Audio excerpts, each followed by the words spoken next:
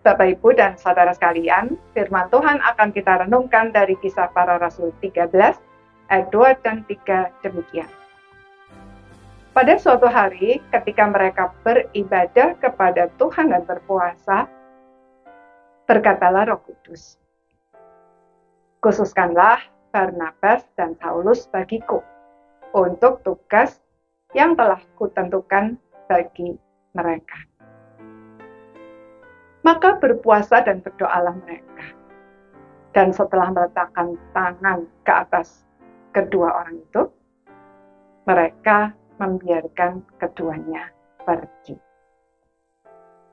Saudara-saudara sekalian, mulai dari pasal 13 dari Kisah Para Rasul, Lukas mencatat babak baru dari pelaksanaan pesan Tuhan Yesus untuk memberitakan Injil kepada semua bangsa sampai ke ujung bumi. Yerusalem sebagai tempat awal dari berdirinya gereja tidak lagi memegang peranan penting, sebab pusat penginjilan beralih ke Antiokhia.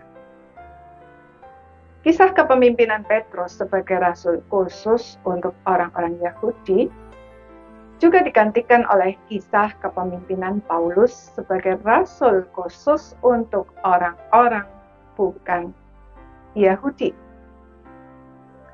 Demikian juga peran para rasul digantikan oleh beberapa nabi dan pengajar, antara lain Barnabas, Simeon yang disebut Niger, Lukius orang Kirene, dan Menahem, serta Saulus.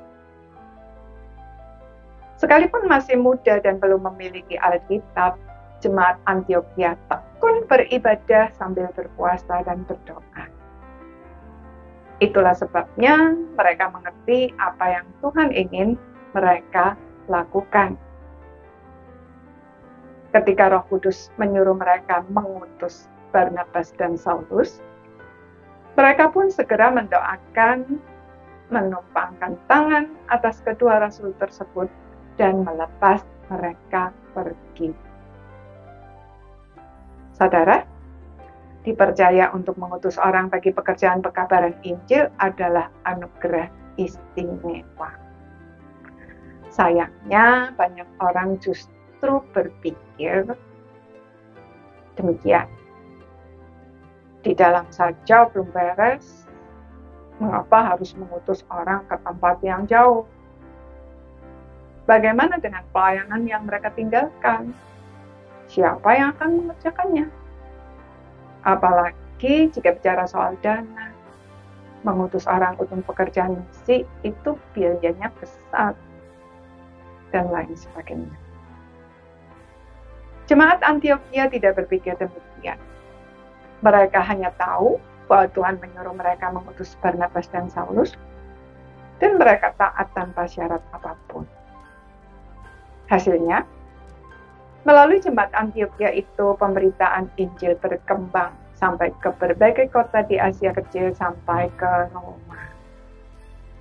Dengan demikian, janji Tuhan Yesus bahwa kalau Roh Kudus turun, mereka akan menerima kuasa untuk menjadi saksinya di Yerusalem dan di Yudea dan Samaria dan sampai ke ujung bumi digenapi.